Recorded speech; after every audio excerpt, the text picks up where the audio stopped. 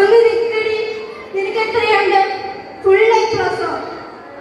എടാ ഒന്ന് നിൽക്കടാ, നിനക്ക് എത്രയുണ്ട്? എനിക്ക് ഫുൾ എ പ്ലസ് അടി. ഞങ്ങളൊക്കെ ടൂറ് പോവാ.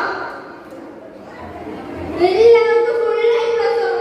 അമ്മ അറിഞ്ഞത് എന്ത് ചെയ്യും? നീ എങ്ങാനും ഫുൾ എ പ്ലസ് ഇല്ലാതെ വന്ന എന്റെ കൂടെ വർക്ക് ചെയ്യുന്ന മുമ്പ് എന്റെ സ്റ്റാറ്റസ് എന്താവും? ഈ വർഷം ഞാൻ മാർക്ക് ഓർമ്മ വന്ന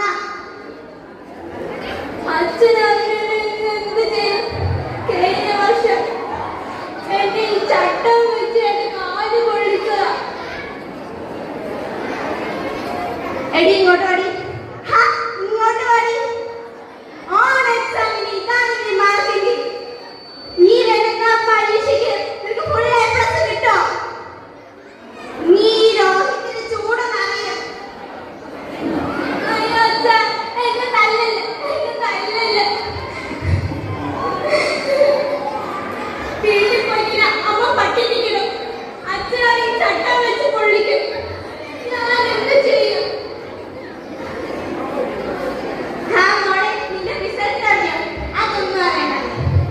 നീ ഇന്റെ കഴിഞ്ഞ വർഷത്തെ മോണായിട്ടുണ്ടല്ലോ. ആ എക്സലന്റ്. ഒന്നുകൂടെ ഒന്ന് ടീച്ചർ കാണിച്ചു തരാമോ?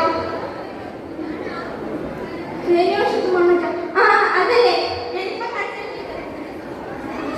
ഞാൻ രാവണൻ, ലങ്കാധിപൻ, സർവസംഹാരശക്തി കൈവന്നവൻ. ഞാൻ രാജാക്കന്മാർക്ക് ഒരു ഉപദേശം നൽകാം. ഏതൊരു മംഗളമായ കാര്യം എത്രയും പെട്ടെന്ന് പൂർത്തിയാക്കുക.